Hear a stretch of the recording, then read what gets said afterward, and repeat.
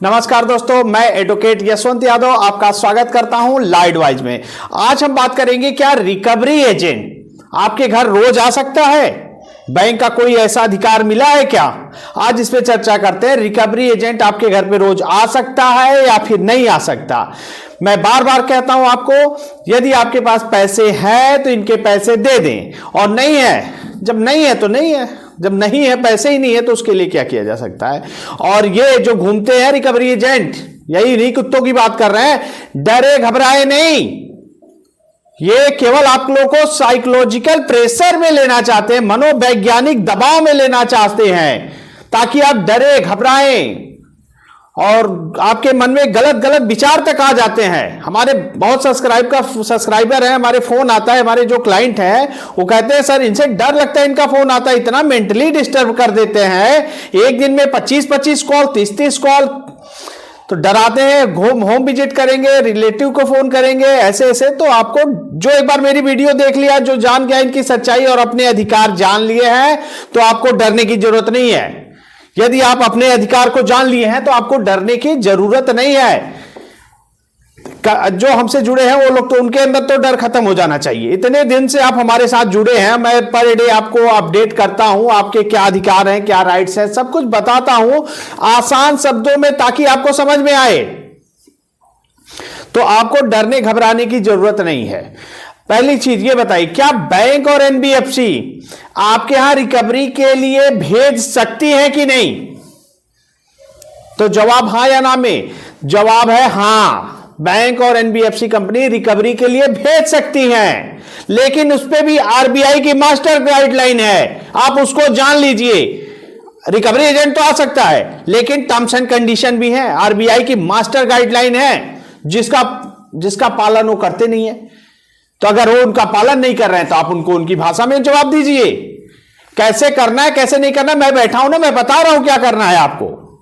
पहली बात, recovery agent घर पे आते हैं तो डायरेक्ट नहीं आ सकते, डायरेक्ट आपके घर पे नहीं आ सकते। आपको उनको बताना पड़ेगा व्हाट्सएप के माध्यम से, ईमेल के माध्यम से, फोन पे, मैसेज द्वारा कि मैं, हमारे ये क्लाइंट जा रहा है, ये हमारा रिकवरी एजेंट जा रहा है, उसका नाम क्या है, उसकी उम्र क्या है, कब जाएगा, उसको टाइम देना पड़ेगा, आपको इन्फॉर्म करेगा, तभी आपके घर पे आ सकता है। सुबह 9 बजे से शाम 7 बजे के पहले, 9 बजे से 7 बजे के बीच में आ सकता है। लेकिन अगर घर पे आता है तो मास्टर जो गाइडलाइन है उसको पालन करना पड़ेगा, जो कि ये करते नहीं है। पहला काम, उससे पहले उसकी आई कार्ड मांग लीजिए। आई कार्ड पे उस पे नाम लिखा होगा उसका, उसके पद का नाम लिखा होगा, किस पोस्ट पे है, क्या है, किस बैंक से है, आपने जिस बैंक से लोन लिया है उस बैंक का आई कार्ड है भी कि नहीं है। लोन लिया आपने, दूसरे बैंक का आई कार्ड हो किसी एजेंसी का दिखा रहा है, तो कंडीशन अलग है। अगर आपने जहां से लोन लिया उस बैंक का आई कार्ड है तब तो दूसरी बात है। अगर वो दूसरे थर्ड पार्टी का है और एजेंसी कार्ड दिखा रहा है तो वो कंडीशन अलग हो जाएगी उस पर। पहला काम I card. I card check करने के बाद उनसे कहिए कि आपके पास विजिट लेटर है, आप हमारे घर विजिट करने आए, उसका लेटर है? अगर है तो अगर वो कहता नहीं, विजिट लेटर नहीं होता है, नहीं देते हैं, नहीं मिलता है, तो उनसे कहिए आपके कंपनी में, आपके बैंक में, आपके एनबीएफसी कंपनी में बहुत सारे लोग इंप्लॉय होंगे, बहुत सारे लोगों के पास आई कार्ड होगा, तो जितनों के पास आई कार्ड है क्या सब हमारे घर पे रिकवरी कर सकता है? सब हमारे घर पे आ सकता है? तो ऐसा नहीं है। अगर आई कार्ड है तो विजिट लेटर होना ही चाहिए। अगर विजिट लेटर नहीं है तो आपको कोई बात नहीं करनी है। जब विजिट ही लेटर ही नहीं है तो उससे बात क्या करेंगे आप? वो आपकी बात ही क्या सुन सकता है? और उसके बाद तीसरा, डीआरए का लाइसेंस, डेप रिकवरी एजेंट का लाइसेंस होना चाहिए। रिकवरी वाले जो घूमते हैं कुत्ते, इन्हीं कुत्तों की बात कर रहे हैं जो गलत तरीके से आते हैं, इनके पास डीआरए का लाइसेंस नहीं होता है। अगर उसके पास डीआरए का लाइसेंस है, डेप रिकवरी एजेंट का लाइसेंस है, तो उसकी एजुकेशन होनी चाहिए, बीए पास होना चाहिए और 50 घंटे की ट्रेनिंग ले जाती है। 50 घंटे की ट्रेनिंग पूरी करने के बाद पेपर होता है, फिर इनको लाइसेंस दिया जाता है, तब ये रिकवरी करने आ सकते हैं, नहीं तो नहीं आ सकते। यदि इनके पास डीआरए का लाइसेंस नहीं है तो आपको बात नहीं करना है। बिना डीआरए के लाइसेंस के रिकवरी कर ही नहीं सकते हैं।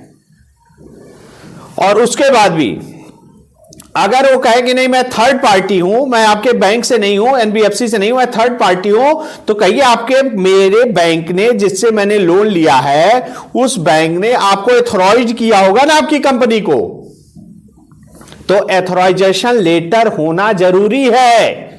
बिना एथोराइजेशन लेटर के आप उनसे बात नहीं करेंगे। रिकवरी एजेंट घर पे आ जाए, पहला काम मास्टर गाइडलाइन है आरबीआई की, और आप मेरी वीडियो देख रहे हैं, आप मेरे सब्सक्राइबर हैं, मेरे क्लाइंट हैं, तो आपको डरना नहीं है।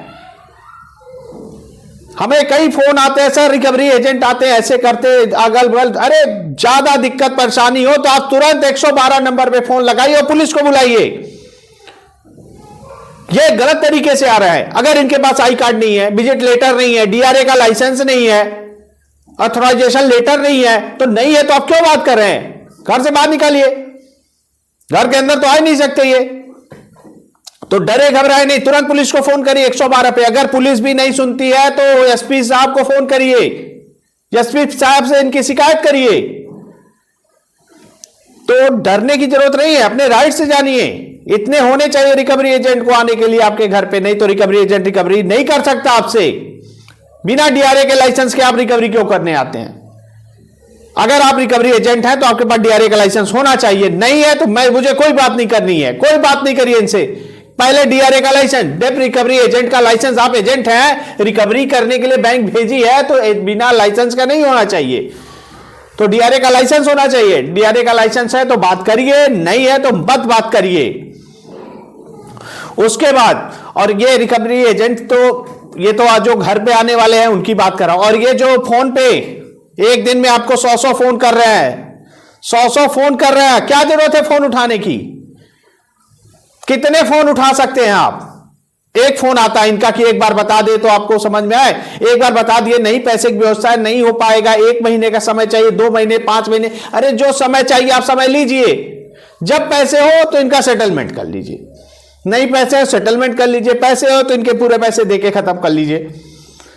तो जो हो करिए, लेकिन अगर इनसे 50-50, 100 फोन एक दिन में उठाने लगे तो मेंटली डिस्टर्ब हो जाएंगे। 100 फोन उठाया जाता है, उठा पाएंगे?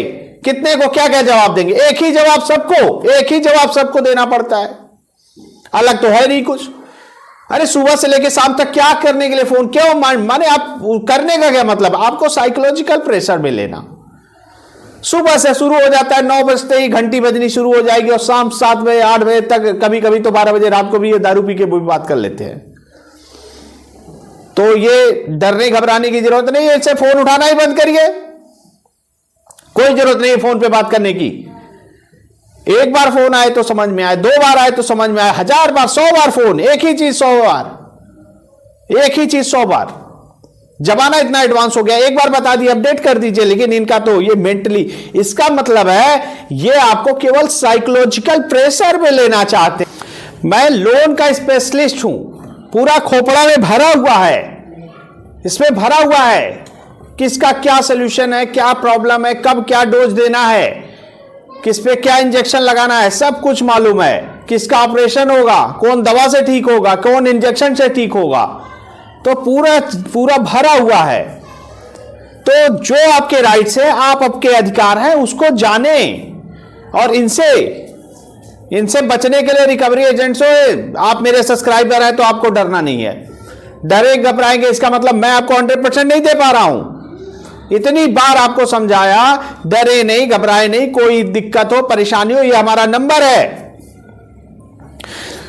आप इससे संपर्क कर सकते हैं। और रही बात सेटलमेंट की, तो अनसिक्योर लोन में सेटलमेंट होता ही है।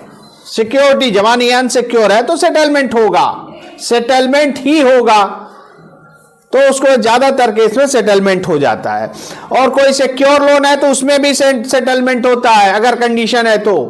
आपकी प्रॉपर्टी का रेट नहीं, प्रॉपर्टी नहीं सेल हो रही है, अच्छे रेट नहीं मिल रहा है, तो उस कंडीशन में सेटलमेंट होगा। कोई गाड़ी है, कार बस का है, तो उस अगर एक्सीडेंट हो गया है, उसमें पैसे रिकवर नहीं हो सकते, तो सिक्योर नहीं रह गया, तो उसमें सेटलमेंट हो सकता है। तो सिक्योर में भी सेटलमेंट होता है।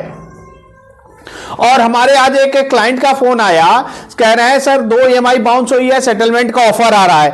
अरे 2 EMI बाउंस होने पे सेटलमेंट का ऑफर आ ही नहीं सकता, आ ही नहीं सकता। 2 EMI के डिफॉल्ट होने पे सेटलमेंट का ऑफर नहीं आ सकता। जब से तक आपका अकाउंट NPA नहीं जाएगा, सेटलमेंट का ऑफर नहीं आ सकता।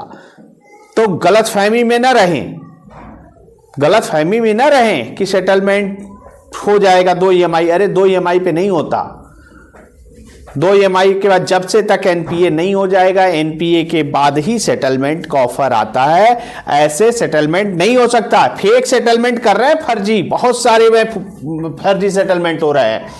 रिकवरी एजेंट करते क्या है, रिकवरी एजेंट करते क्या, सेटलमेंट का ऑफर ऐसे कर देते हैं, तो फर्जी भी कर देते हैं। इनका क्या काम है, इनका काम है कैसे भी पैसे उनके पास जाए ताकि उनके कमीशन आ जाए।